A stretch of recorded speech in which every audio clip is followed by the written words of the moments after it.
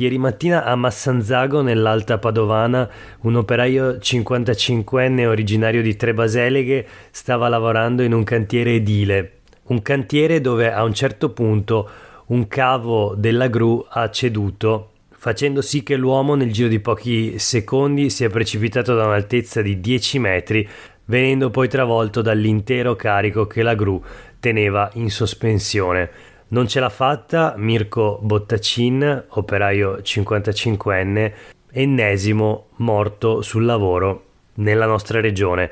Questo è Sveglia Veneto, il primo podcast dedicato all'informazione in vista da nord-est. Io sono Jack Calcetto, oggi è martedì 12 luglio 2022. La prima notizia del giorno riguarda la strage, i continui infortuni mortali nei luoghi di lavoro della nostra regione, del nostro paese. Cede un cavo della gru nel cantiere, operaio di 55 anni ucciso dal carico. Questo è il titolo sul Corriere del Veneto di oggi. La tragedia ieri a Massanzago. I sindacati, non basta l'esperienza, serve formazione. Prima di leggere la dichiarazione dei sindacati, un dato: 150 nei 2 anni post-Covid, gli incidenti sul lavoro sono cresciuti del 150%, quindi più che raddoppiati gli infortuni sul lavoro nei 2 anni dopo la pandemia, dopo l'inizio della pandemia. Il ricordo della sindaca di Trebaseleghe, Antonella Zoggia, che dice: Mirko Bottacin aveva lavorato nell'edilizia tutta la vita, era esperto, non so cosa possa essere andato storto, sono vicina alla famiglia. E allora vediamo le dichiarazioni dei sindacati CGIL, CISL e UIL, che da tempo lanciano l'allarme della sicurezza sui luoghi di lavoro in Veneto e non solo. Commentano il tragico episodio con una nota congiunta: chiunque abbia esperienza lavorativa, a maggior ragione nei cantieri edili, sa che il rischio di incidente è sempre dietro l'angolo. La casistica è infinita e davvero la fatalità può capitare in ogni momento, ma quando si muore così è perché non si seguono le misure preventive, come per esempio quelle relative al trasporto in quota di carichi sospesi. Allora non possiamo più parlare di fatalità, ma della solita criminale sottovalutazione del rischio, che invece è la vera causa di tante tragedie. È necessaria una reale consapevolezza sull'importanza di quel che viene spiegato nei corsi di formazione, troppo spesso visti solo come degli obblighi burocratici, mentre invece sono un bagaglio permanente che può salvare delle vite. Questa la dichiarazione dei sindacati. Naturalmente c'è il tema dei controlli spesso assenti, e controlli che, quando si verificano, specie nei cantieri, ma non solo, riscontrano molto spesso tantissime irregolarità dal punto di vista della sicurezza dei dispositivi individuali, per esempio, ma non solo, in generale tante irregolarità dal punto di vista della salute e della sicurezza nei luoghi di lavoro. L'ennesimo infortunio mortale, quindi l'ennesimo caduto sul lavoro nella nostra regione. Sveglia Veneto continuerà a dare queste notizie finché ci saranno, purtroppo. Nel frattempo voltiamo pagina e parliamo di sanità. I nodi della sanità veneta, la rubrica ormai sui quotidiani del gruppo Gedi. Oggi, mentre tornano le code al padiglione 6 della fiera di Padova, parliamo di vaccini, ma parliamo anche di tamponi. C'è il picco dei contagi e c'è la ripresa della corsa al vaccino, la proposta dell'ULSS Euganea: coinvolgiamo farmacie e medici di base. Insomma, sicuramente non una novità. Le ULSS si apprestano a riorganizzare i servizi per recuperare operatori sanitari.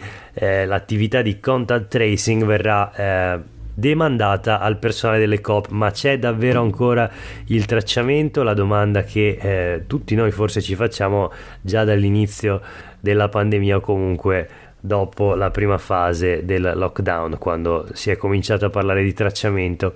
Non solo Covid, comunque appunto tra i nodi della sanità veneta c'è una segnalazione della consigliera regionale Cristina Guarda di Europa Verde, che presenta un'interrogazione relativa all'ULSS 8, le falle nell'assistenza, serve un cambio di rotta. Dice: sono sempre maggiori disagi segnalati dai pazienti all'ULSS 8 dopo la chiusura della sede di continuità essenziale di Montegalda in provincia di Vicenza, quindi un nuovo servizio che viene a mancare. Interrogazione in regione. Dopo la chiusura, dice Guarda, della sede di continuità essenziale di Montegalda, i pazienti dei comuni di competenza sono stati dirottati in parte a Noventa Vicentina e ai restanti attori di quel tesoro, salvo poi decidere dopo soli 3 mesi la chiusura anche di quest'ultimo. Insomma, un vero e proprio caos, un'emergenza, perché manca personale, mancano medici, mancano infermieri, lo abbiamo visto nelle scorse puntate di Sveglia Veneto. Oggi il titolo dell'articolo di Laura Berlinghieri sui quotidiani del gruppo Gedi: reparti sguarniti e ferie a rischio, ospedali verso la nuova ondata, le strutture sanitarie venete sempre più in difficoltà nel pieno dell'aumento dei contagi. E allora qual è la risposta? Beh, ce ne sono due. La prima non è una novità, ma torna a proporlo il presidente della giunta regionale del Veneto, Luca Zaia, che dice: i 4.500 sanitari Novax tornino in corsia. Parla di ospedali sotto stress e quindi secondo lui bisogna tornare a inserire i non vaccinati. Serve personale a maggior ragione ora, la loro assenza unita alla crescita dei positivi rischia di metterci in serie difficoltà. A questa proposta quindi i Novax, i sanitari Novax di nuovo al lavoro in corsia per sopperire alle carenze di personale.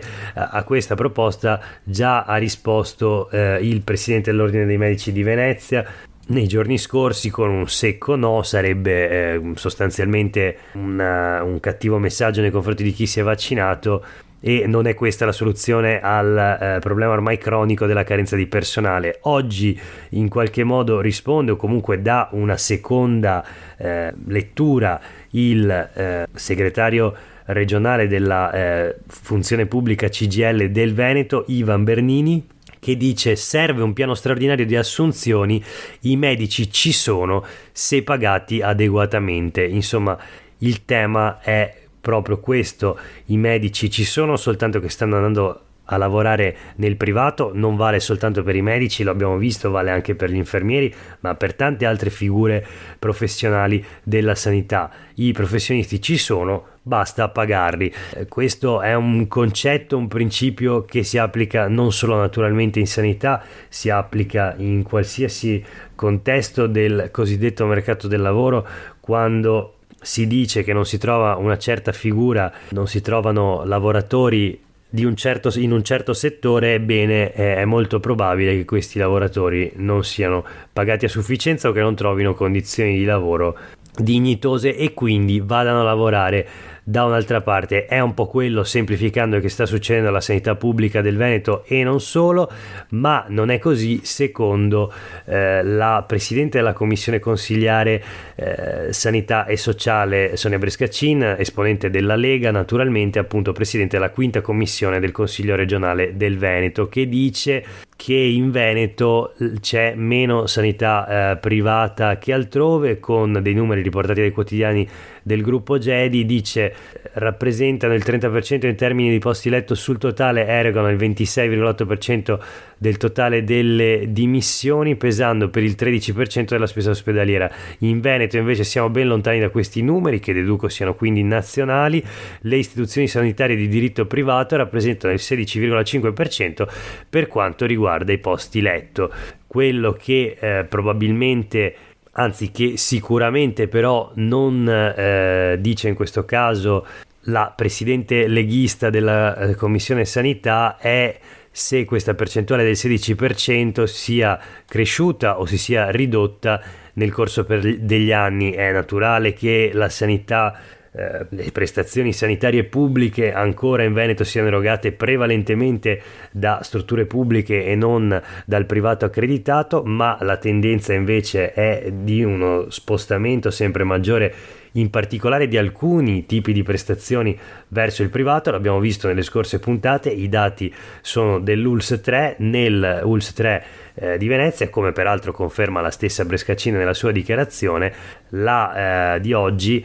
Per quanto riguarda le prestazioni dell'area riabilitativa, la maggioranza di queste già oggi, dopo il Covid, è erogata da strutture private convenzionate, quindi la tendenza è questa ed è chiara. Noi proseguiamo però questa puntata con una serie di notizie flash, dalla sanità alla siccità. L'emergenza idrica resta, continua, anzi è allerta rossa per il Po secondo il bollettino diramato ieri dall'autorità di bacino distrettuale.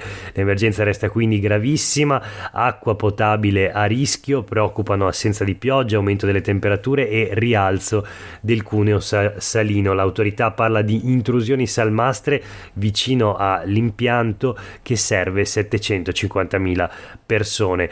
30 i chilometri dalla foce in cui viene stimata l'avanzata del cuneo salino, 20% la riduzione dei prelievi irrigui prescritta dall'autorità di bacino. Queste le cifre, i dati, le notizie sul Gazzettino di oggi, che riporta anche una seconda notizia relativa più che altro all'agricoltura. Il riso del delta da buttare, bisogna aprire gli invasi. Confagricoltura lancia l'allarme e dice: attendiamo il commissario straordinario all'emergenza idrica, deve attivarsi immediatamente. Insomma, una situazione naturalmente che non potrà che peggiorare nel proseguo dell'estate. Sempre parlando di campi, in questo caso campi solari, in discussione oggi in Consiglio regionale del Veneto la legge per i pannelli fotovoltaici installati a terra. Una paginata sui quotidiani del gruppo Gedi per sentire le due campane, da un lato Coldiretti, dall'altro la Lega Ambiente. Allora vediamo cosa dice l'associazione degli agricoltori: agricoltura a rischio, ricoperti dai pannelli senza nessuno studio. Il presidente regionale Rodigino di Coldiretti, Carlo Salvan, contrario ai pannelli di fotovoltaico a terra, dice: le multinazionali hanno fatto quello che volevano, si studiano le soluzioni su tetti, parcheggi e aree degradate. Dall'altra parte Lega Ambiente parla dice: evitato il funerale del fotovoltaico, ma i limiti sono ancora troppi. Luigi Lazzaro, presidente di Lega Ambiente Veneto, favorevole al fotovoltaico a terra, che non è agrivoltaico, ricordiamolo. Comunque dice: le nuove norme a rischio di incostituzionalità, il Veneto così non raggiungerà gli obiettivi del PNRR. C'è un gap culturale da recuperare, esclusi anche i pannelli galleggianti, segnala Lazzaro. Insomma, oggi ci sarà probabilmente la stretta finale sul progetto di legge, esame e voto a Palazzo Ferrofini in Consiglio regionale, dove è dibattuta questa proposta di legge. Ultime due notizie flash: la Fondazione Nord-Est pubblica i dati relativi agli scenari economici appunto del Nord-Est, rapporto 2022. La Fondazione Nord-Est, che è la fondazione di approfondimento, insomma di studio delle Confindustrie del Trentino, del Veneto e del Friuli Venezia Giulia. Il titolo sui quotidiani del gruppo Gedi: Fondazione Nord-Est, il gap demografico ha tolto alle imprese 50.000 lavoratori. Nuovo allarme, quindi. Il presidente Bono della fondazione dice: nel PNRR progetti vecchi e mai portati a termine. Questo, se vi ricordate, era stato un po' il metodo di lavoro nella stesura del piano regionale di ripresa e resilienza. La giunta regionale del Veneto non aveva fatto altro che inserire in un lunghissimo documento l'elenco di un'enormità, forse oltre un centinaio di progetti che appunto erano chiusi nei cassetti di qualche ufficio regionale da tanti anni e sono stati messi in elenco come lista della spesa per Roma. La fondazione appunto Nord-Est direbbe che anche il PNRR poi avrebbe in qualche modo, se non questa struttura, ma questo tipo di qualità, quindi progetti già nati, che nascono già vecchi. L'Italia nord-orientale è ancora locomotiva nazionale, ma in sofferenza rispetto alle aree più dinamiche d'Europa, secondo questo report. Il rischio di un contesto così sfidante e di risorse anche umane così scarse è che si allarghi la forbice tra chi cresce e noi. Molto interessante una tabellina sulla forza lavoro, sugli addetti nei vari settori economici a nord-est, un confronto tra il 2001 e il 2019. Ecco, è interessante vedere, abbiamo dei macro settori: attività manifatturiere, alloggio e ristorazione, servizi, supporto alle imprese, sanità e assistenza sociale. Ebbene, l'unica di queste aree che vede una riduzione netta di addetti tra il 2001 e il 2019 è quella relativa al manifatturiero. Persi 234.664 addetti in meno di 20 anni. Tutte le altre aree invece vedono una crescita di addetti, addirittura l'area di sanità e assistenza sociale passa da 69.000 addetti nel 2001 a 191.000 nel 2019, segno di una popolazione tra l'altro che invecchia e sempre più bisognosa di questo tipo di assistenza e di cura appunto sanitaria e sociale. Il titolo nella prima pagina del Corriere del Veneto: servono 50.000 immigrati per il sistema produttivo, Fondazione Nord-Est, Confindustria li vuole selezionati. Questo il livello, signori e signore. Allora, a Nord-Est servirebbero 50.000 lavoratori in più l'anno per mantenere un sistema come l'attuale.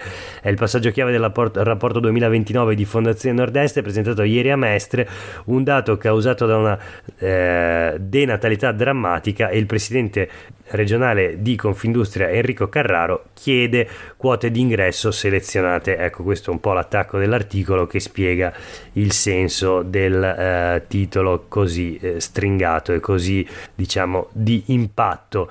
Per oggi è davvero tutto, grazie per aver ascoltato questa puntata di Sveglia Veneto. Io sono Jack Calcetto, a tutte e tutti voi una buona giornata.